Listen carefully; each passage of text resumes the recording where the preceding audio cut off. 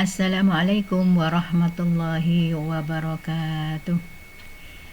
Anak-anak yang saya sayangi, alhamdulillah kita panjatkan puji syukur kehadirat Allah Subhanahu wa taala di mana kita masih diberi kesehatan sehingga kita bisa bertemu lagi pada membahas sistem reproduksi pada manusia bagian yang keempat. Anak-anak, masih ingat kemarin pada pertemuan yang ketiga, anak-anak ada beberapa tugas yang harus diselesaikan ya. Namun tugasnya sangat mudah, yang penting anak-anak mengerjakan tugas itu dan dikerjakan di dalam buku tugas. Karena di pertemuan yang kelima nanti anak-anak akan ada evaluasi, yaitu penilaian harian materi sistem reproduksi pada manusia menggunakan form office. Mari kita lanjutkan anak-anak ya. Untuk materi yang keempat ini kita akan membahas kelainan ya. Yang utama adalah kelainan atau penyakit pada sistem reproduksi manusia atau dikenal dengan PMS, penyakit menular seksual. Kita lanjutkan. Untuk kita lanjutkan pada berikutnya.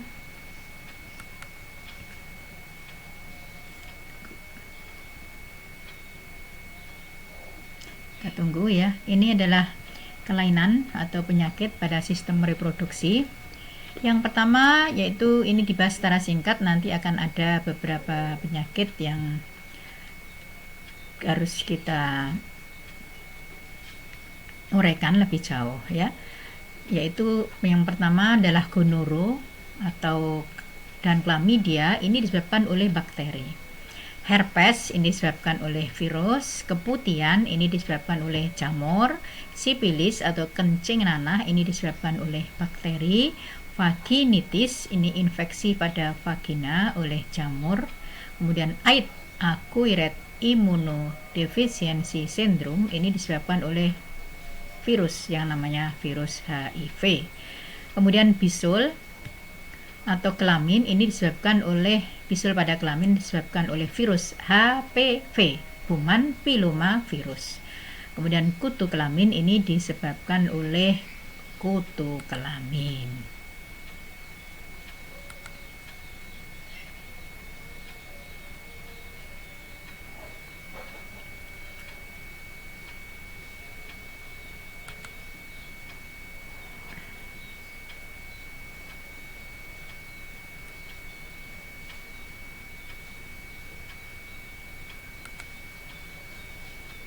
Ya, ini anak-anak sebelum kita lebih jauh ke masing-masing kelainan maupun penyakit, ini ada kasih ingatkan lagi sifat-sifat seks sekunder pada laki-laki maupun pada perempuan. Ini Bu Sofi sangat mewanti-wanti dan berpesan untuk laki-laki cirinya ya anak-anak, insya Allah untuk kelas 9 ini sudah semuanya termasuk akil balik.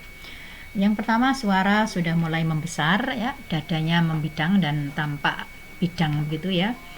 Kemudian tumbuh jakun ya pada laki-laki, tumbuh rambut pada tempat tertentu. Kemudian sudah pernah mimpi basah atau mimpi keluar air mani.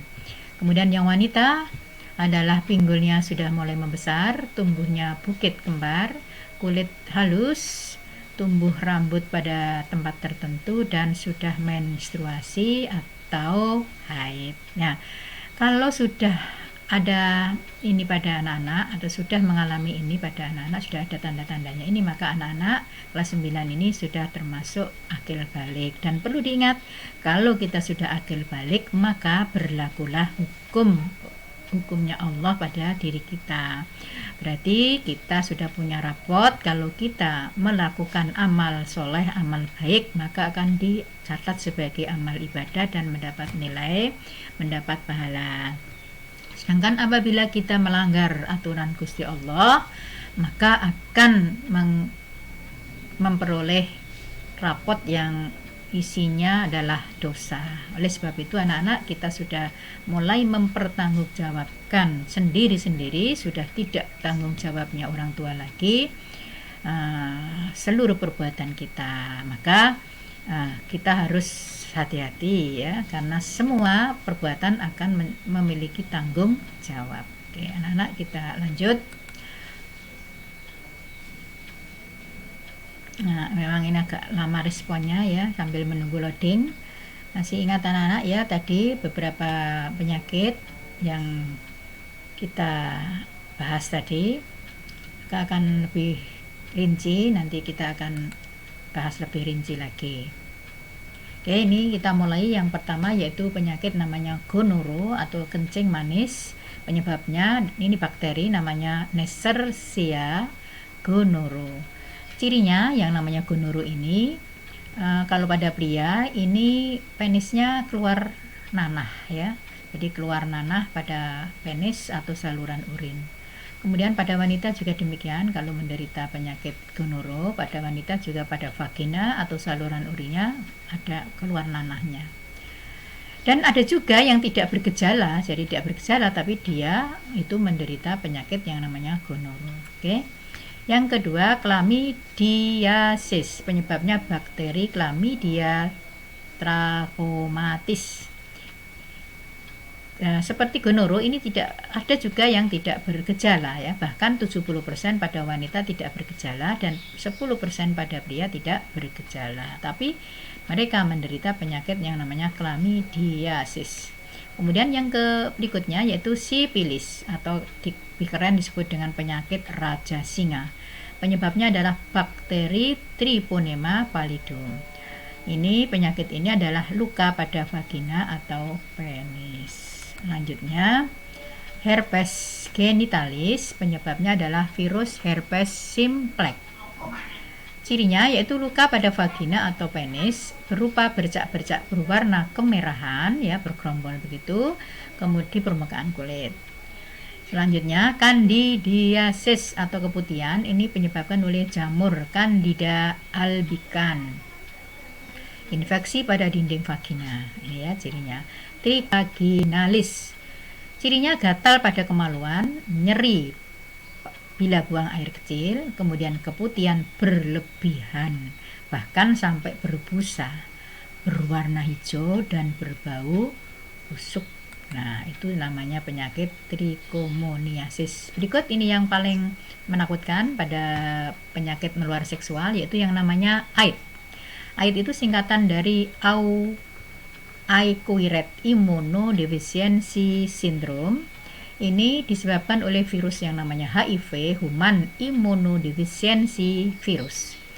Ini menyerang sistem kekebalan tubuh manusia. Berarti kalau sudah terkena AIDS, maka seluruh penyakit atau kita sangat rentan ya, orang tersebut sangat rentan terinfeksi, semua penyakit akan bisa masuk ke dalam tubuhnya karena kekebalannya sudah hilang.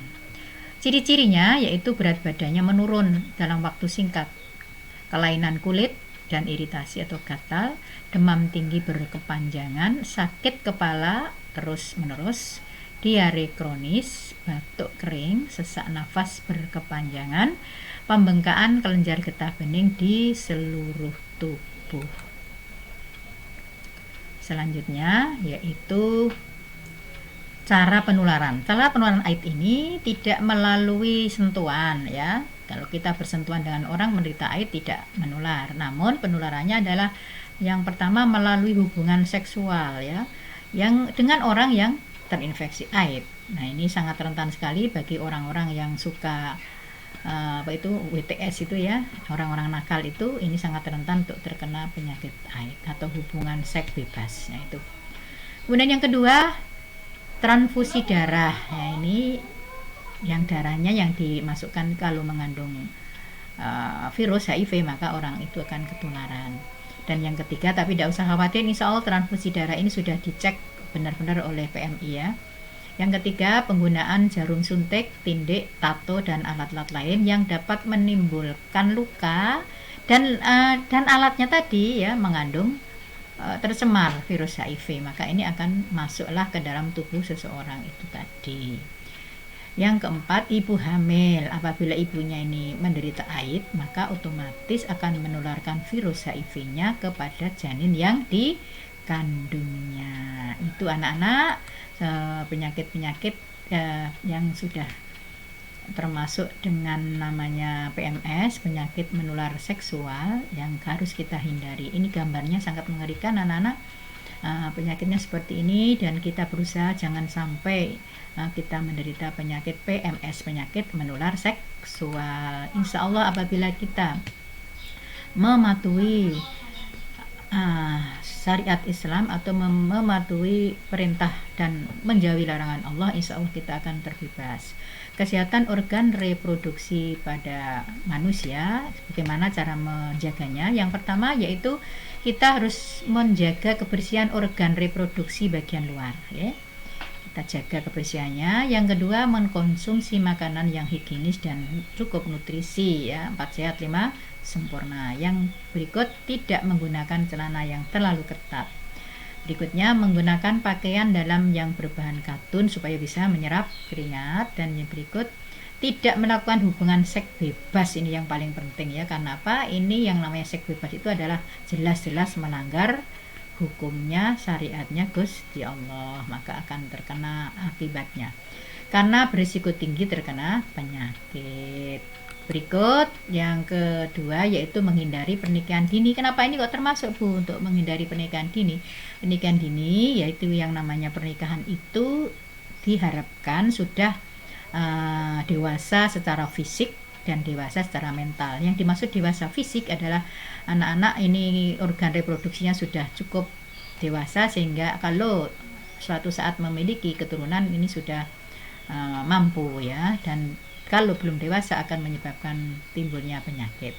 Sedangkan pada dewasa secara psikis itu adalah dewasa secara mental. Kita kalau sudah menikah itu maka memiliki tanggung jawab, memiliki keturunan dan menanggung seluruh kehidupan dari keturunannya, maka diharapkan sudah dewasa secara psikis. Kalau belum, ya ini maka diharapkan menikah sesuai aturannya undang-undang pemerintah, yaitu sudah usia 21 tahun minimal. Anak-anak, selanjutnya kita ada latihan soal. Latihan soalnya ini adalah menjodohkan, ya. Ada 10 soal menjodohkan. Ini ada 10 soal yang kita kalian kerjakan dan nanti kita akan bahas sebelum melakukan ulangan penalian harian. Oke anak-anak, kalau ada yang tidak jelas boleh ditanyakan, ya, boleh tanya Bu Sofi. Dan kami akhiri, semoga bermanfaat dan bisa diterima dengan baik, bermanfaat. Wassalamualaikum warahmatullahi wabarakatuh.